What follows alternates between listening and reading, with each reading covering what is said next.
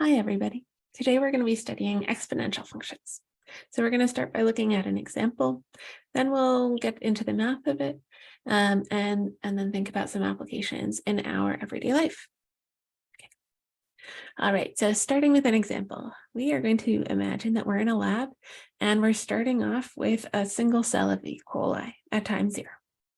And every 20 minutes, these cells split into 2 cells, so they divide. And we are going to think about how our population is going to grow over time.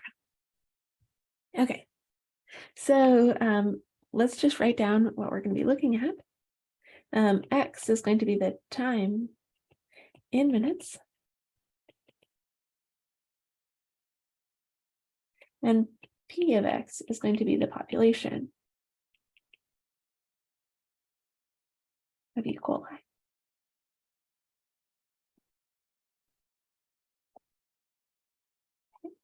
We're going to just build a little chart of time versus population. And we have at time 0, this is always called the initial population.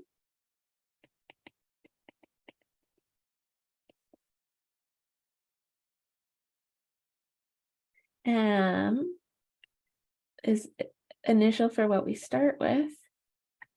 And in our case here, this is going to be equal to 1. All right, so let's draw that out. We've got, here's our single cell.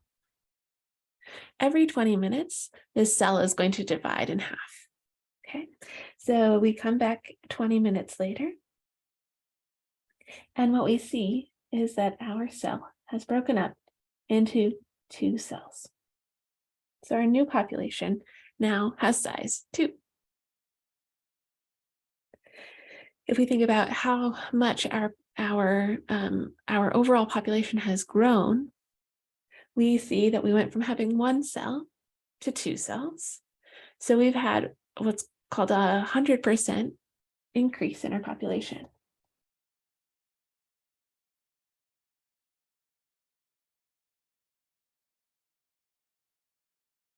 Okay.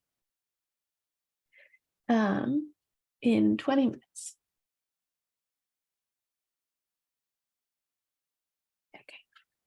Alrighty. So if we come back 20 minutes later, at 40 minutes, each one of these cells will have broken and divided into 2. And so we see that P of 40 is going to be equal to 4.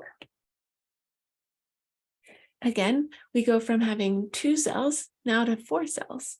And so we see that this is, again, a 100% increase in our population.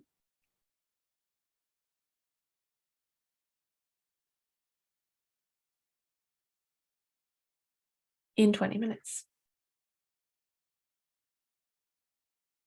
Okay. All right. So I'd like you to think about it for a minute. If we have, if we come back after 60 minutes, like how many cells will we see? Each one of these cells is going to break in half. And so we are going to have 8 total cells.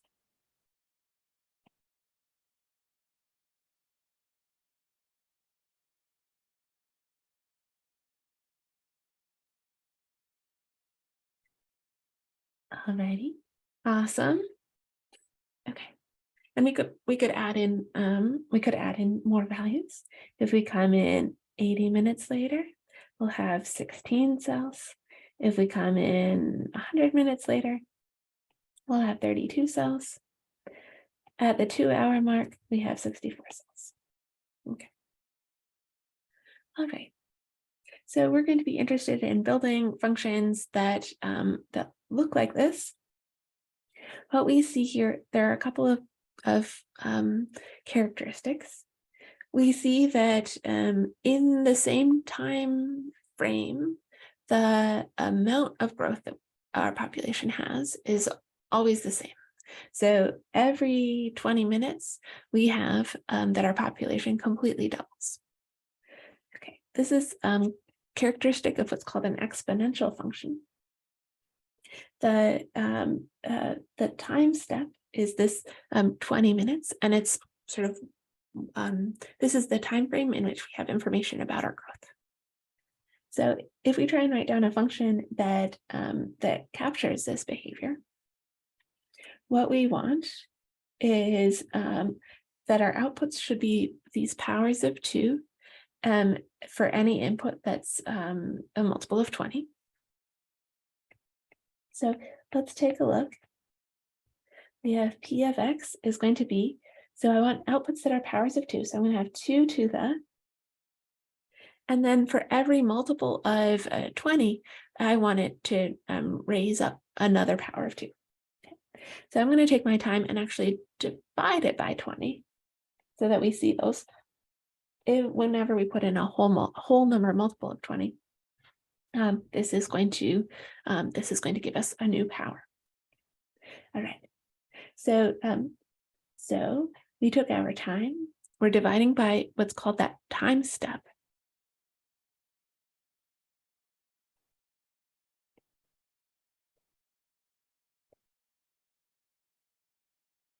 And another way that we will be looking at writing this is as 1 plus 1 to the x over 20. We'll come back to that later. Okay, let's just test this out, see how we did. If we look at P at 0, this is 2 to the 0 over 20, or 2 to the 0, that's 1. If we look at P at 20, this is 2 to the 20 over 20, or 2 to the 1, 2. P at 40 is 2 to the 40 over 20, or 2 to the 2, that's 4. All right, this is looking like it's working well. P of 60 here is 2 to the 60 over 20, which is 2 cubed, or 8. All right, okay. And so this is our first example of what's called an exponential function. In these functions, our input x goes up into the into a power here. Okay, so next let's look at these functions more generally.